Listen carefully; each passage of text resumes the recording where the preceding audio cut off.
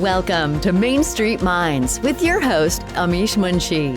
This is where industry leaders and seasoned pros share their secrets to success beyond limits. Let's dive in. Hello and welcome to Main Street Minds. Today we have a very special guest, Josette, over here with us, all the way from central New Jersey. One of my most favorite places. That's where I started when I was early in USA, and a place that I still like to call home. So without any further delay, let's get started. Let's learn more about Josette and how she is able to succeed in everything she's doing. So Josette, without any further delay, introduce yourself. Tell us your secrets. Hi, like you mentioned, my name is Josette McLaren.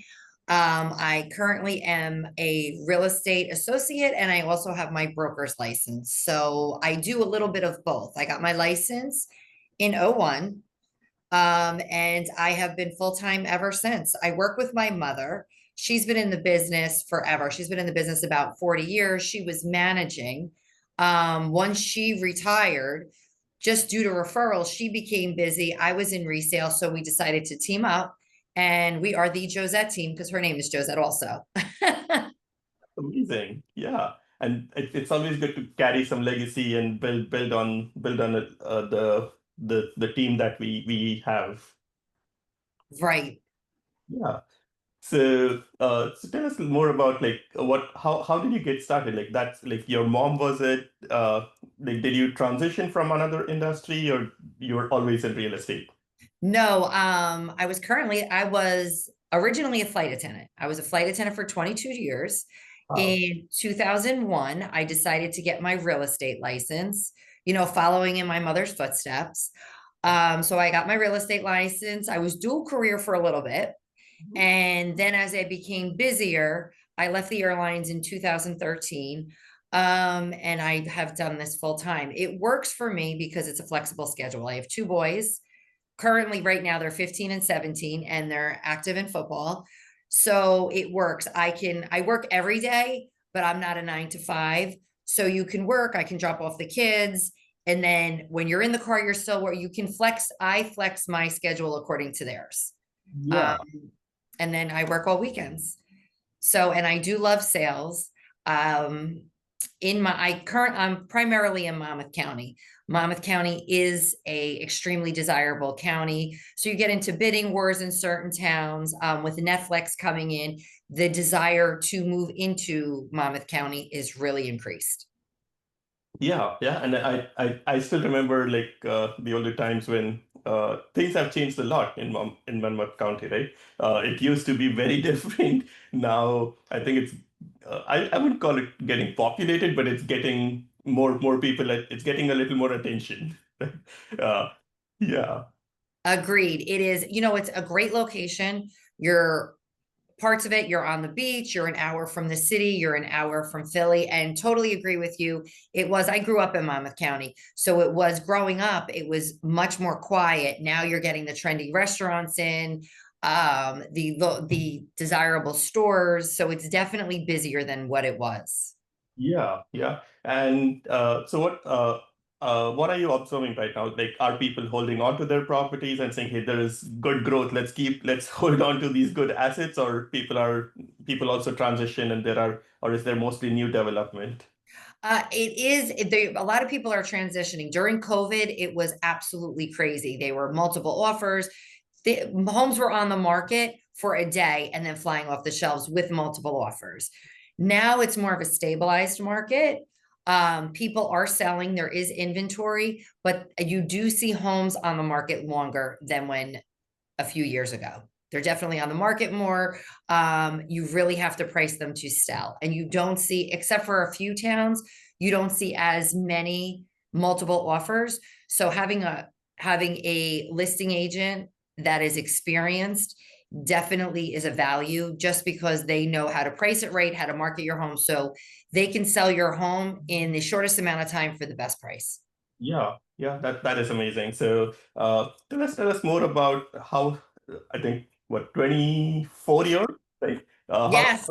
have you been? I think there's been like multiple ups and downs that you have seen in the market, right?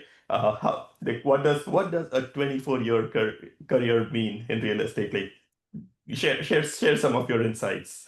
Well, fortunately, I started at the height when it was a height of the market, when it was crazy, the 03, 05. I actually sold new construction at the time. And I was in Jersey City, which is a very desirable location. And we actually had campouts. This was crazy at the time, but people camped out to purchase homes. Just because with new construction, as you sell, the price increases. So if someone purchased in the morning and someone purchased in the afternoon, they already have equity in your home. Now, bear with me. This was 03 through 5 when the market was absolutely nuts. So the longest camp out we had was 3 days. It was unbelievable. And it was a lot of fun. We had fun. Everybody had fun and they were making money. It was a great time. So that was the height. I sold Jersey City. I sold West New York. Then the 08 came, where it was a little bit of a crash in the market, more normalized. And then I went into resale. My first son was born in 08. And with new construction, you were there all day, every day. So from 10 to 6, and you had commuting time. So I was gone 10, 12 hours a day. But with a baby, I wasn't able to do that. So I transitioned into resale. And that worked out great because I could definitely flex my schedule a little bit more. It is a different sale because you have attorney review, you have home inspection. Not everything is new with new construction. And I've been there ever since. And then about 3 years ago, I got my broker's license. Great. Yeah, yeah. And I think that was the time when even I was actually looking for a house. You might be familiar with Newport, the 777 Hudson, the blue building over there, blue high rise. I had actually gone over there, I left my checkbook in the car. I had gone and decided, think I want to get this specific unit. I went back to get a check from my car. And before I go back, I got a call saying, hey, there is an opportunity in California. And I was like, I was about to kind of get something in 08 and 09, like when things were like really, really on the lower side, like but then I decided to like come to California, take care of the career more than what I wanted to do with my life. So I decided to like come to California, and it was a great time. I did stay in Jersey City as well for a short time, and yeah, it was fun college time, right? Like it was very yeah. Yeah, so good, very, very good memories of that time. I know things were really, really bad in terms of the sellers that time, but I was a first time home buyer and it was just perfect for me. So it's the waves are good, right? Like this is an opportunity. Whenever it's slow, it's an opportunity for first time home buyers to like possibly get a home that they like. Absolutely. Absolutely. And that now is that time because Yeah. things are staying on the market a little bit longer. You don't have the multiple offers as often. You do in certain towns, but not all towns. And then it's a great investment because the property values, I'm just speaking in Jersey, they keep climbing in Jersey. Yeah, and it's still a little like real estate is always difficult to acquire. Like the first purchase always feels like very difficult to get into, but then people end up buying a house, right? It's not impossible. When you work with a good professional like Josette, you'll be in good hands. So tell us a little bit more about you. Like are you mainly doing listings now, or are you also helping buyers? I do both. I'm primarily a listing agent. I do like listing the homes. I have a whole marketing strategy. You have to price it right.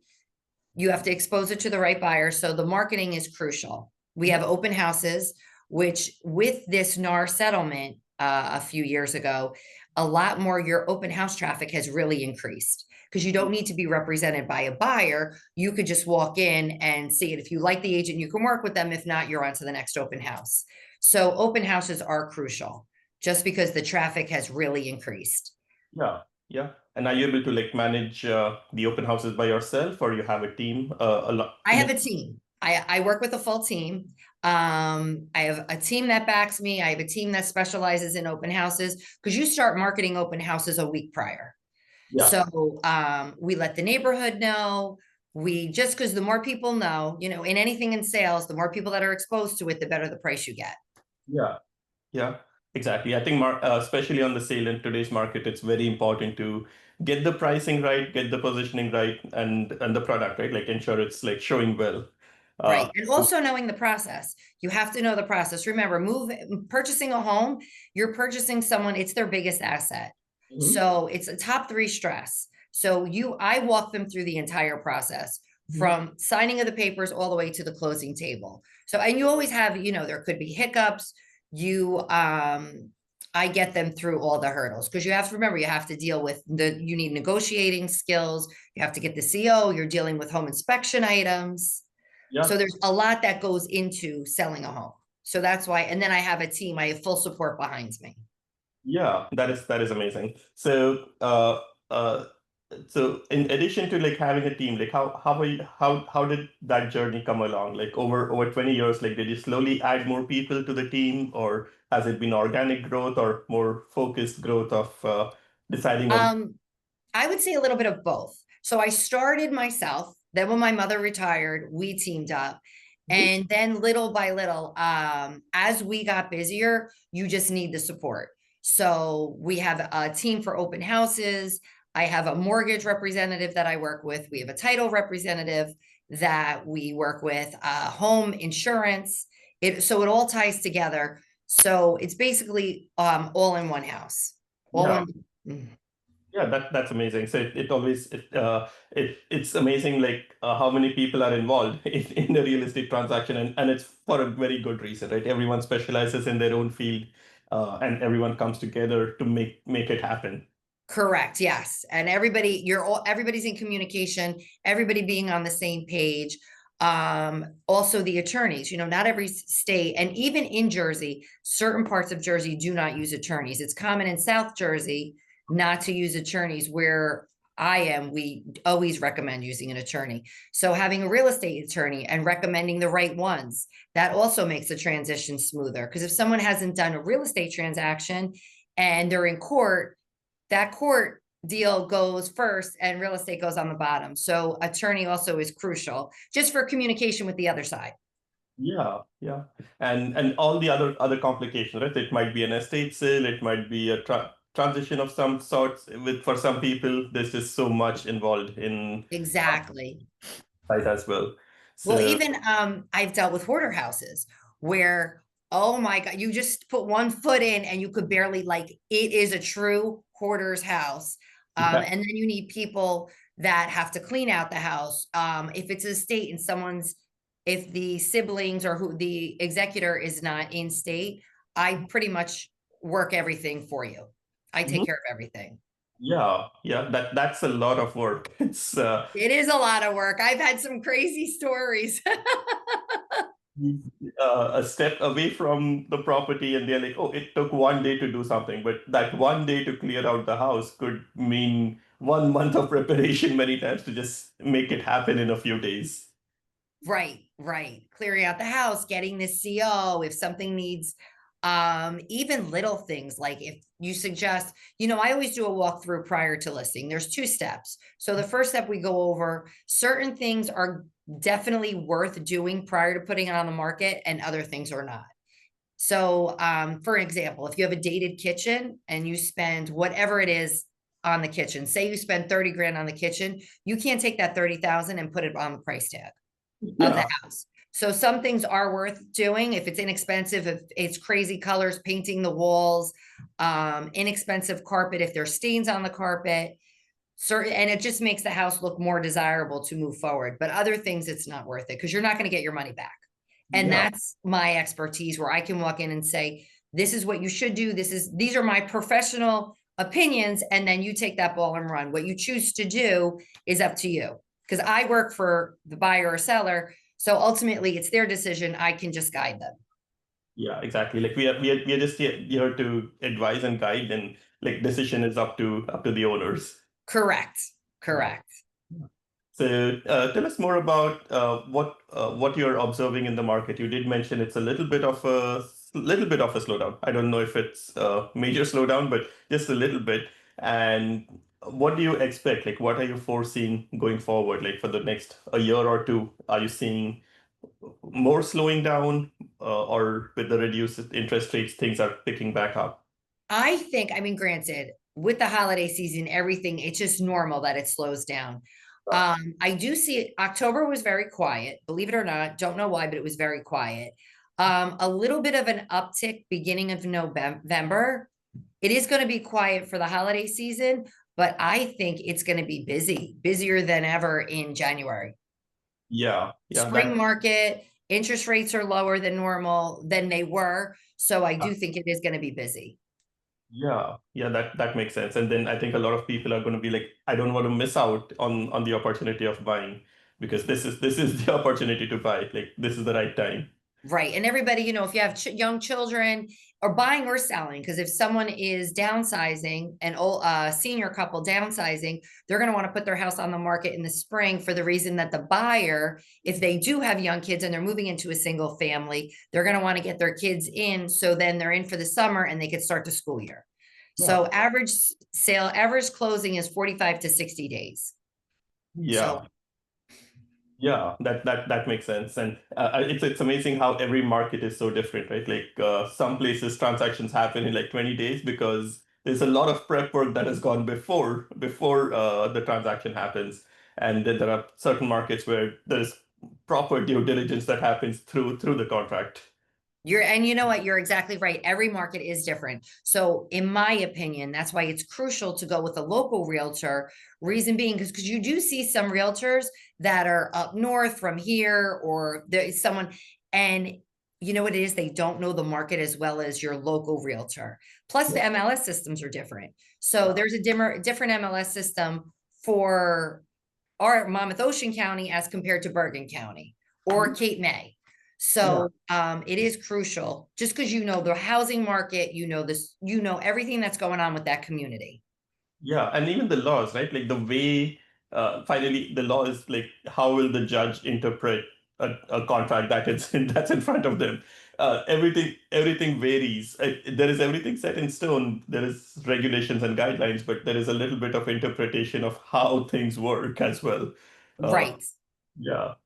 And there's requirements. Every town is different. Some towns require COs, some towns just require a smoke cert and a letter of no interest. So every town requirements are different. Yeah.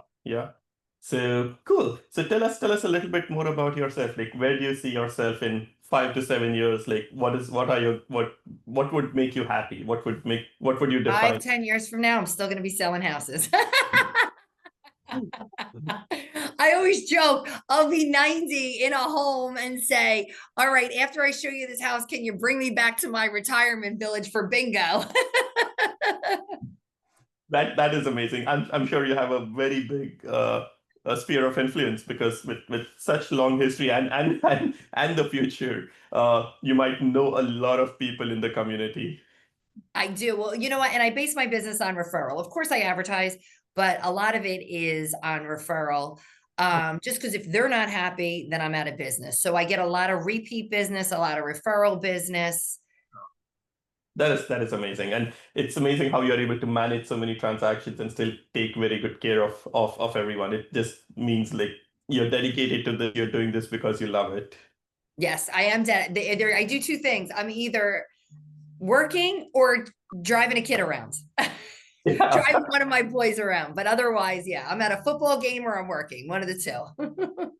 Makes sense. So cool. As we come closer to the end of this episode, are there any other points you would like to share? No, I think we covered everything. Sweet. As far as you have any other questions for me? One quick way, like what's the best way people can reach you? Like Always call me on my cell phone, 732-207-3147. I answer it all the time. That's probably the best way to contact me. Call, text me. Okay, yeah, perfect. I'll link it in the description as well so people can reach you. So thanks a lot for coming on the show, telling us everything about what does it mean to be successful in the real estate business and have a long kind of career rather than because a lot of people come and go, but to succeed in real estate, and I think the biggest secret is you should be passionate about it. You're doing this because you like it. You have to be passionate. And you know what's interesting with this job? You learn something new every day. Reason being is there's so many different dynamics. So when you go through real estate school, they teach you the rules and regulations. However, when you're dealing, you're dealing with so many different dynamics, move up buyers, downsizing, divorces, unfortunately deaths, but you're dealing with all this. So you're always learning something new, whether it's septic and well situations, dynamics in in their personal situation. Let's put it this way. My job is never boring. There's always a different story. Yeah, every transaction has something that we'll be like, I've not seen that before. Yes, exactly. You're like, really? How You did think you've seen everything and you haven't. There's one more story. yeah, it's amazing. So yeah, so thanks for sharing extremely valuable insights and helping the audience learn more about the market, about you, and like how to make a good, successful career in real estate. Thank you for your time. That's a wrap on today's episode of Main Street Minds. Want to share your journey with our audience? Head over to mainstreetmindspodcast.com/guest to apply.